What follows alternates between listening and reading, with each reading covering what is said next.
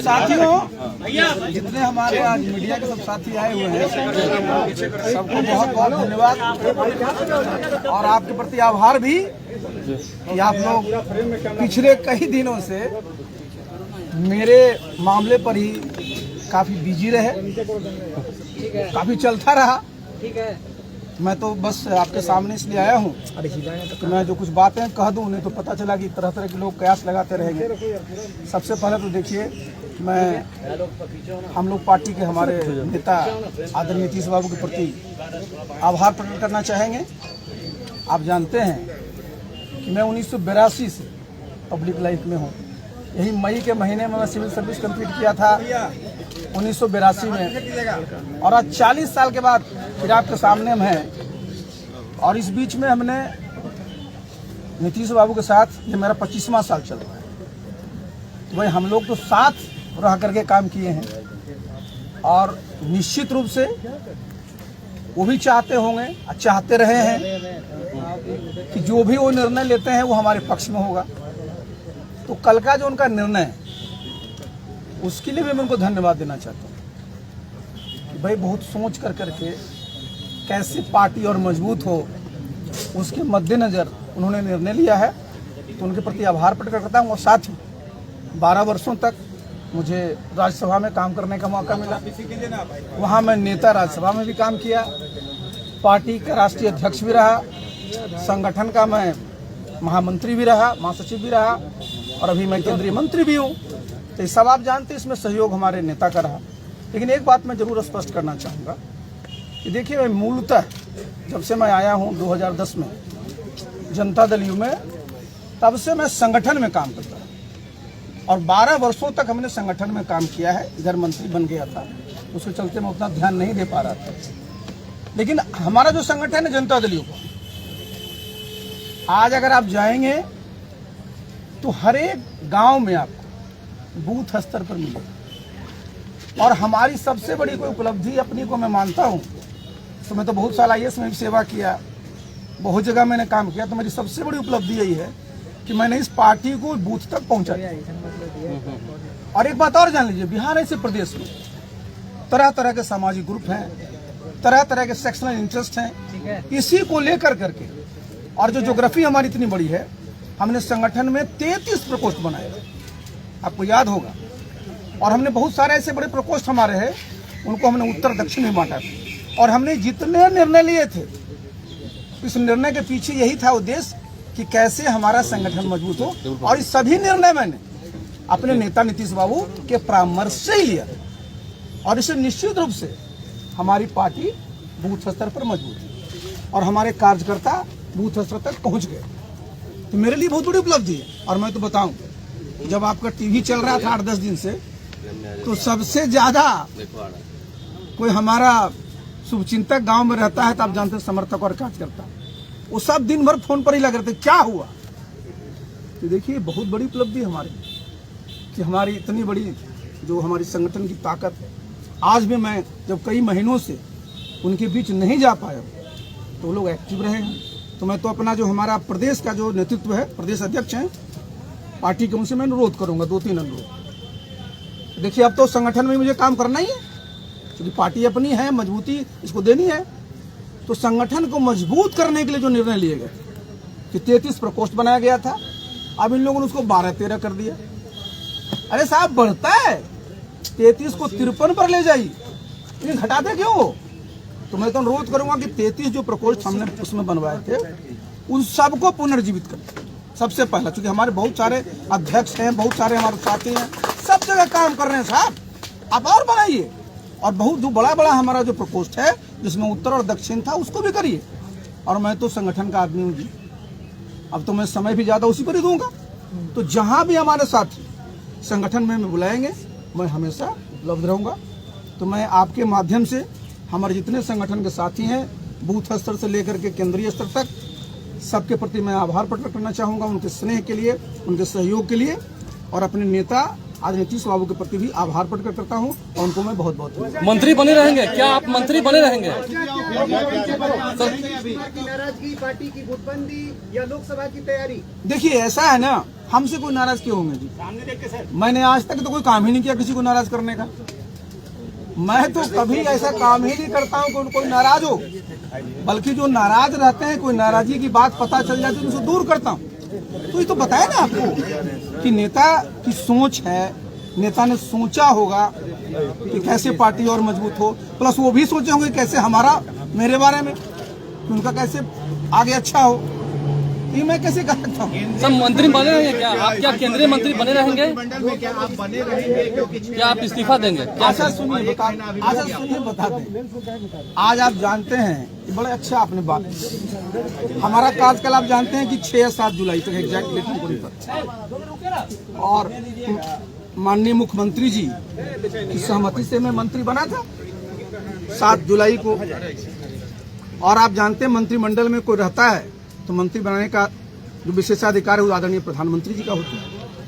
तो मैं तो दिल्ली जब जाऊंगा तो निश्चित रूप से भेंट होगी, बातचीत करेंगे। तो हमारा तो भाई अब सामने जब है कि जब संगठन का काम करना है तो संगठन का काम करेंगे। बाकी तो देखिए एक बात मैं बता देता हूँ, मैंने आज तक जो भी मुझे जिम्मेवारी मिली, चाहे मैं सिविल सर्विस में था तब या मैं इधर था तब, मैं अपने काम को मजबूती से करता हूँ और पूरी ईमानदारी से करता हूँ, पूरी निष्ठा से करता हूँ। सर खीरी महतो को सर टिकट मिला, क्या आपसे बात हुई थी?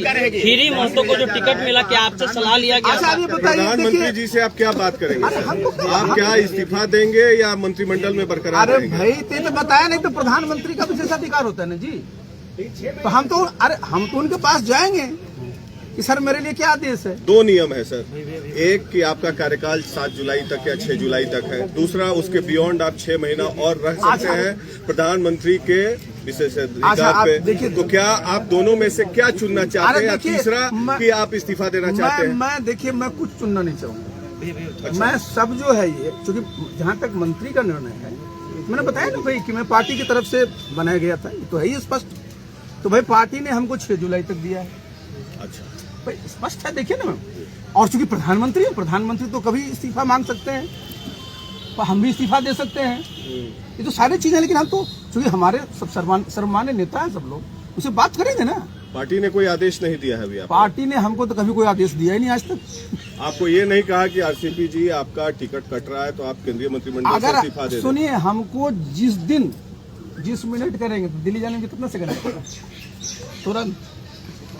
दूसरी बात सर खीरी महतो से क्या आपका सलाह लिया गया टिकट देने से पहले? मैंने क्या बताया, चूंकि मैं अभी मंत्री हूँ, तो मंत्री तो फाइनली मैंने बताया प्रधानमंत्री सर खीरी महतो भी कहा कि सबसे अच्छा है, क्या ललन सिंह से आपके संबंध अच्छे हैं? अरे आज ही से संबंध अच्छा ललन से, जमाने से। आप चलिए पिछले बार, अरे बेगूसराय मुंगेर में जब नॉमिनेशन होता क्या था जी, हम नहीं थे, हमारा संबंध कभी खराब हुआ? अभी भी ठीक है। अरे फर्स्ट क्लास है यार। हमारे तरफ से मैं किसी से न संबंध खराब करता हूँ न संबंध विच्छेद। सर एक और सवाल है, 2019 में मुख्यमंत्री नीतीश कुमार जब राष्ट्रीय अध्यक्ष थे जेडीयू के, उन्होंने डिमांड किया था कि प्रोपोर्शनल रिप्रेजेंटेशन होना चाहिए यूनियन कैबिनेट में, मतलब मोदी सरकार में सांकेतिक भागीदारी नहीं होनी चाहिए। पिछले साल सांकेतिक भागीदारी के रूप में आप एक बने, तो क्या आपको लगता है कि फिर से नीतीश जी को एक सांकेतिक भागीदारी लेके मंत्रिमंडल में रहना चाहिए या और प्रोपोर्शनल रिप्रेजेंटेशन होना चाहिए? पिछड़ी जाति है, सोशल सेगमेंट है, सेक्शनल इश्यूज हैं, तो क्या उनका भी रिप्रेजेंटेशन होना चाहिए? क्योंकि बीजेपी कोटे से अपर कास्ट का डोमिनेंस है केंद्रीय मंत्रिमंडल में बिहार से, तो क्या आपको लगता है कि उस समाज का भी रिप्रेजेंटेशन होना चाहिए? देखिए, आपने 2 बातें, एक आपने कहा कि साहब पहला बात देहात में साहब जब केंद्र में मंत्री थे, तो उस समय का जरा लोकसभा का आप देख लीजिए, जो वहाँ पर जो उनका बनावट, सबसे बड़ी पार्टी भारतीय जनता पार्टी थी, 180, 81, 82 सीट थी, सभी अलायंस पार्टनर थे। आज जो है भारतीय जनता पार्टी सबसे बड़ी पार्टी और उनका 303 उनका एमपी है। तो मैंने आज नहीं, जिस दिन मैंने ओथ लिया था उस दिन आप लोगों ने सवाल मुझसे पूछा था और मैंने जो कहा था मैं आज उसी पर कायम। देखिए 303 है उनका, उनको क्या आवश्यकता है किसी को बनाने की? लेकिन वो तो उनकी सदा सहता है और उदारता है। तो इन्होंने कहा कि नहीं भाई आप चूंकि हमारे पार्टनर हैं, एक मिनट, आप तो प्री पोल अलायंस है। नहीं, एक मिनट कि भाई आप जो हैं आइए यहाँ रहिए, जिससे कि लगे कि नहीं भाई आप लोग का भी प्रतिनिधित्व है। जहाँ तक प्री पोल अलायंस है तो सही है, लेकिन उनका तो है एब्सोल्यूट अपना 303 है।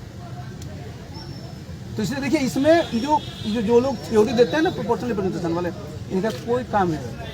इनका काम रहता है सिर्फ कैसे झगड़ा लगाएं, झगड़ा बढ़ाएं। नीतीश जी 45 मिनट मुलाकात हुई थी, क्या बात जो भी बोले हो जी, नीतीश जी गलत बोले 2019 अरे हम जो भी बोले मैं बता रहा हूँ, मैं नाम किसी का नहीं लेता हूँ, लेकिन मैं बात बता रहा हूँ कि ये स्वीकार करना पड़ेगा कि 2019 में 303 था और जिस समय ये लोग थे उसमें कितना था, 181 था।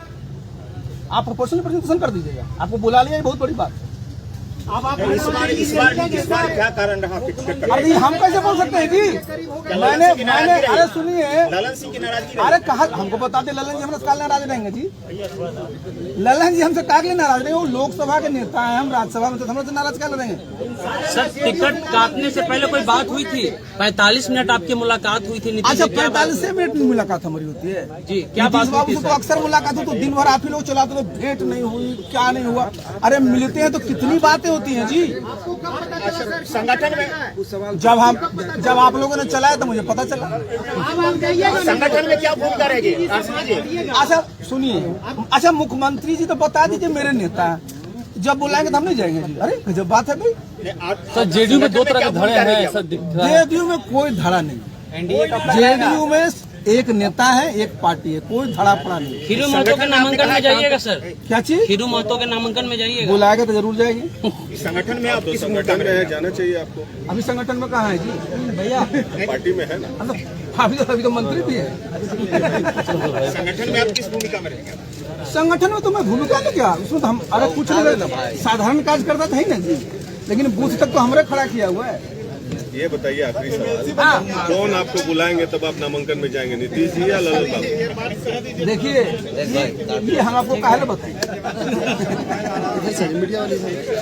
देखिए हमारे, सुनिए आप लोग के मन में जो तरह तरह की बात है, मैं अपने मन में कुछ नहीं रखता, बहुत मैं साफ रहता हूँ और मैं जहाँ रहता हूँ मजबूती से रहता हूँ और मैं 2+2 4 बोलता। एक बात बताइए, बिहार में 2+2 में कभी 5 बने। बताइए आसिफी जी, क्या बीजेपी आपको कौन सी गलती की सजा दे रहे हैं नीतीश कुमार? हमको काहे सजा देंगे, हमारे नेता तो हमारा अच्छा करने के लिए देंगे टिकट नहीं ना। मिला आपको? अरे तो टिक टेक ये है जीवन में जी, मैंने बताया ना, मैं तो 40 साल से इसमें हूँ। सर एक और सवाल, बिहार में जेडीयू को बीजेपी के साथ रहना चाहिए कि आरजेडी के साथ जाना चाहिए? देखिए मैं तो इसका पक्ष धर रहा हूँ कि भाई हम लोग आज नहीं 1996 बीच में कुछ दिन छोड़ दीजिए, अलायंस रहा है, उसमें क्या बार-बार डिबेट। पीएम से जब आप जिस तरीके से चल रहे हैं बिहार की राजनीति में लगातार बीजेपी के साथ उनका कहेंगे तो आप कंटिन्यू करिए। अच्छा सुनिए, अरे इतना है ना हाइपोथेटिकल सवाल है कि मिलेंगे तो ये बात होगी तो ये कहेंगे। जब बिहार में मंत्रिमंडल बीजेपी के साथ नजदीकी की सजा मिली है क्या? और तेजस्वी के साथ नीतीश कुमार दिख रहे हैं और विपक्ष के साथ में आपको लगता है कि नीतीश कुमार पर्ची मारने वाले हैं? देखिए एक बात मैं बता दूं, ये बात मैंने एक बार नहीं कई बार स्पष्ट किया था, हाल में मैं जहानाबाद में भी स्पष्ट किया था कि देखिए जो अभी चुनाव हुआ था 2020, प्री पोल अलायंस एनडीए का 4 पार्टियों का था, आप सब जानते, और उसी के आधार पर बहुमत मिला और उसी पर हमारे नेता नीतीश बाबू मुख्यमंत्री। आज की तारीख में तो कायम है। नहीं, ये पलटी मारते हैं ना, राजद के साथ क्या बढ़ रही है? नहीं देखिए ऐसा है, 2 बार ऐसा हुआ है। नहीं देखिए मैंडेट मिला किसी चीज के लिए, पलटी मार के नहीं चलेगा दूसरी देखिए प्री पोल अलायंस है और मुझे जहाँ तक लगता है कि ऐसी बात नहीं है। सर जेडीयू में रहेंगे, आगे बीजेपी में भी जा सकते हैं। अरे यार मैं कह रहा हूँ जेडीयू में है तो फिर लग रहा हो कि अच्छा, जेडीयू। नीतीश कुमार जी को आप प्रधानमंत्री के उम्मीदवार के रूप में किस तौर पर देखते हैं? देखिए ये दिक्कत यहीं पर आती है, जरा समझिए, जरा इस बात को समझना बहुत जरूरी बताइए। है। दिक्कत यहीं पर आती है लोगों, समस्या यहीं पर है कि जो लोग भी, आप जरा सोचिए प्रधानमंत्री में कितना चाहिए सीट जी, 73 चाहिए एमपी। हमारी कहाँ पर पार्टी है जी? बिहार में हम मैक्सिमम जीते हैं कितना, 20, अभी हमें 16। तो क्या चाहते हैं? हमारे मुख्यमंत्री यहाँ के मजबूत मुख्यमंत्री हैं, भविष्य में कोई, अरे थर्ड फ्रंट आज सुनिए ना, सबसे लंबी अवधि के मुख्यमंत्री हैं, किसका नाम दर्ज है जी? तो नाम कितना देगा, दर्ज कराइए। एक सवाल है आरसीपी जी की ये खबरें आई थी कि जब आप केंद्रीय मंत्रिमंडल में मंत्री बन गए थे तो उसमें नीतीश कुमार नहीं चाहते थे आपका बनना। अरे इस पर मैंने बताया ना, मैंने एक बार नहीं 20 बार मैं बता चुका हूँ कि भाई इस पर उनकी पूरी सहमति थी।